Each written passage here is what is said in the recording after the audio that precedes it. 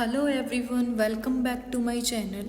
तो आज की वीडियो में हम पढ़ेंगे हमारे कुछ लेटेस्ट करंट अफेयर्स को। तो आइए शुरू करते हैं। Jharkhand advocate general 6 recusal of high court जज। झारखंड हाई कोर्ट का ये केस है जहां पर एक हियरिंग के दौरान एडवोकेट जनरल ने जज साहब को बोला कि आप इस केस से हट जाइए, किसी और जज साहब के द्वारा ये केस जो है वो सुना जाना चाहिए। तो क्या हुआ कि ये मामला था, इस मामले के बारे में हम पूरी डिटेल में समझेंगे। तो जो झारखंड हाई कोर्ट के जज जस्टिस संजय कुमार द्विवेदी की कोर्ट चल रही थी वहाँ पर, उसमें एक मामला था जहाँ पर एक फादर ने कोई प्लीडिंग फाइल की थी, मीन्स केस फाइल किया था। उनकी बेटी जो कि पुलिस ऑफिसर थी, उसकी डेथ पुलिस हेडक्वार्टर में हुई थी। तो उस मामले को लेकर इन्होंने केस फाइल किया था।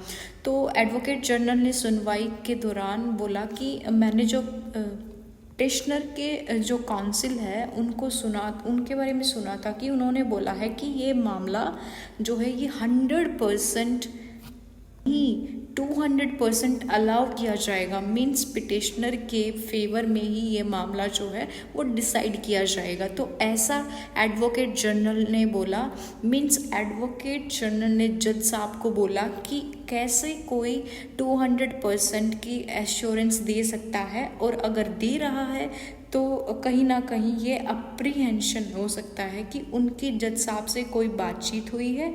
एडवोकेट जनरल ने कहा कि केस को किसी और कोर्ट में ट्रांसफ़र कर दो कि फेयर डिसीजन आ सके इससे। तो जज साहब ने ये बात सुनी और कहा कि वैसे तो ये कोई ग्राउंड नहीं है, बट उन्होंने चीफ जस्टिस जो थे झारखंड हाई कोर्ट के वहाँ पर फाइल को भिजवा दिया और बोला कि कैसे किसी और कोर्ट में मामले को भेज देना चाहिए। तो अब देखिए इसमें क्या हुआ कि जज साहब ने ऑब्जेक्शन तो लिया कि ये ग्राउंड नहीं है ट्रांसफ़र के लिए। तो उन्होंने देखा कि एडवोकेट जनरल को भी अप्रीहेंशन है कि ये मामला ऐसी जगह पर फील ना आए कि पार्शियलिटी हुई है इस केस में। तो इसीलिए उन्होंने चीफ जस्टिस के पास ये केस भेज दिया कि और कोर्ट इस केस को डिसाइड करे। और ऐसा कहा भी जाता है कि जस्टिस सिर्फ दिखना ही नहीं चाहिए बल्कि वो किया भी जाना चाहिए। तो ये था हमारा एक केस। अब नेक्स्ट आर्टिकल देखते हैं। China passes world strictest data privacy laws. China के द्वारा वर्ल्ड का एक स्ट्रिक्ट प्राइवेसी लॉ जो है वो पास किया गया है। इसको लेके भारत में भी काफ़ी समय से चर्चा चल रही है कि एक बिल को पास कराने की कोशिश करी जा रही है यहाँ पे भी, कि यहाँ पर भी देश में प्राइवेसी लॉ से रिलेटेड कानून हो। ये इसीलिए किया कि आपका डाटा कोई भी मिसयूज़ ना करे आपके डाटा का, इसीलिए चाइना ने स्ट्रिक्टेस्ट डाटा प्राइवेसी लॉ पास किया है। अब हम थर्ड इम्पॉर्टेंट आर्टिकल देखते हैं। एक स्कीम लॉन्च की गई है, पीएम दक्ष प्रधानमंत्री और कुशलता संपन्न गृही। ये स्कीम है, ये ministry of social justice and empowerment के द्वारा लॉन्च की गई है। तो ये स्कीम का नाम क्या है? पीएम दक्ष है। उसका एक वेबसाइट का पोर्टल भी है, उस पोर्टल का भी जो नाम है वो पीएम दक्ष ही है, उसे पीएम दक्ष पोर्टल ही कहते हैं। ये एक एंड्रॉयड एप्लीकेशन लॉन्च की गई है, उस एप्लीकेशन का नाम भी पीएम दक्ष ही है।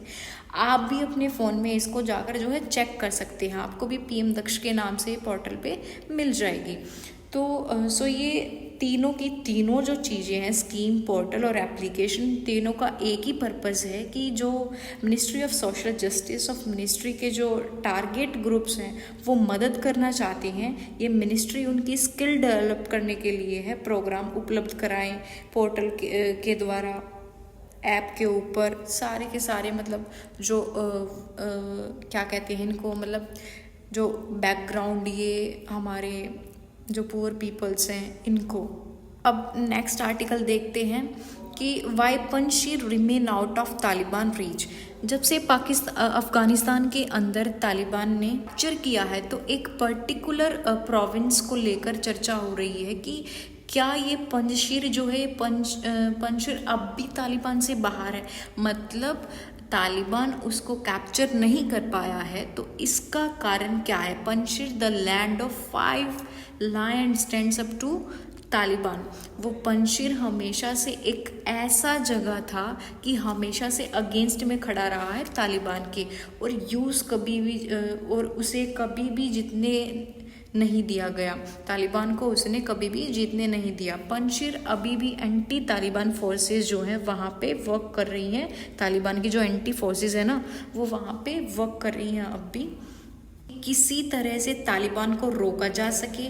और एक तरह से आप कह सकते हैं कि एक आखिरी उम्मीद बची है उनके पास, जो एंटी तालिबान फोर्सेस हैं उनकी आखिरी उम्मीद बची है ये, कि यहीं से कि अगर यहीं से कुछ भी होना है तालिबान के खिलाफ तो इसे होगा।